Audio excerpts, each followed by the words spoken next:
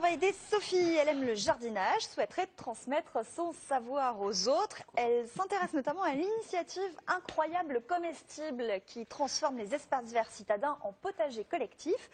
Comment s'y prendre pour s'investir? Justement, Céline Agostini l'a rencontrée à Vincennes.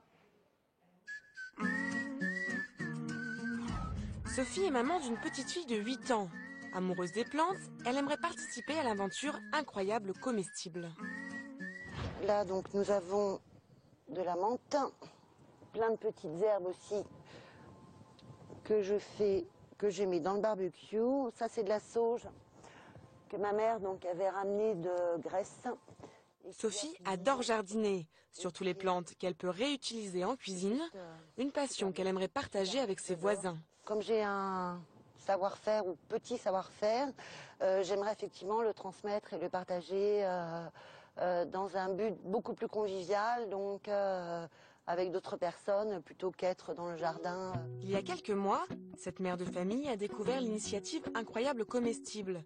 Née en Angleterre en 2008, Incroyable Comestible a pour but de transformer les espaces verts de nos villes en potagers gratuits. 6 ans plus tard, le mouvement s'est implanté un peu partout dans le monde, mais pas dans la ville où habite Sophie.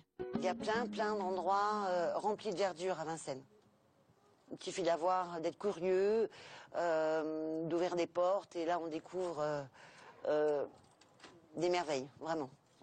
Alors comment participer à l'initiative Incroyable Comestible? Peut-on facilement transformer sa ville en potager géant? Quelles sont les astuces pour récupérer des graines et de la terre?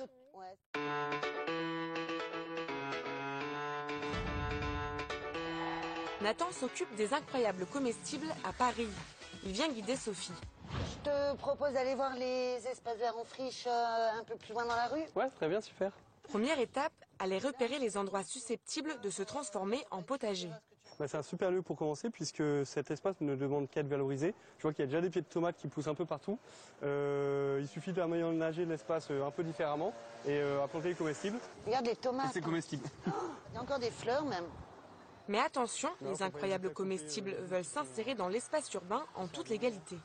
Du coup, là, on est en pleine rue. Donc, ce qu'il faut, c'est demander l'autorisation à la ville qui nous renverra vers les services appropriés, qui est soit la voirie, soit les services des espaces verts. Une démarche qui peut être longue. Pendant ce temps, commencez à parler de votre idée autour de vous. Quel conseil pourrais-tu me donner pour fédérer un maximum d'habitants du quartier à mon projet? Le mieux, c'est de commencer avec tes voisins, de voir dans ta copropriété qui serait partant. Ensuite, ça serait de voir avec tes voisins qui ont des balcons et autres. J'ai vu que dans le secteur, il y en avait pas mal. Et ensuite, grâce aux réseaux sociaux, qui te permettraient d'avoir une plus grande visibilité. Après, tu as l'ortie aussi, là, qui est mangeable. Soupe à l'ortie qui est très connue, très réputée, et le pesto d'ortie. Si vous avez l'aval des autorités, vous pouvez jardiner à moindre frais. Nathan a des astuces. On va avoir des partenaires comme Cocopelli qui nous permet d'avoir des semences gratuites pour commencer. Ensuite, on va partager avec ses voisins, que ce soit des outils, des semences et autres. On a des sites qui nous permettent de mettre ça en place. Pour la terre, c'est ce qui va être un peu plus complexe à la rigueur. Il faudra demander des subventions avec la mairie. Et sinon, c'est beaucoup de temps investi. Et pour le reste, pourquoi pas lancer une campagne de crowdfunding, par exemple. En résumé, pour lancer un projet Incroyable Comestible près de chez vous, repérez les lieux susceptibles d'être transformés en potager gratuit. Renseignez-vous auprès des autorités pour savoir s'il est possible de les jardiner.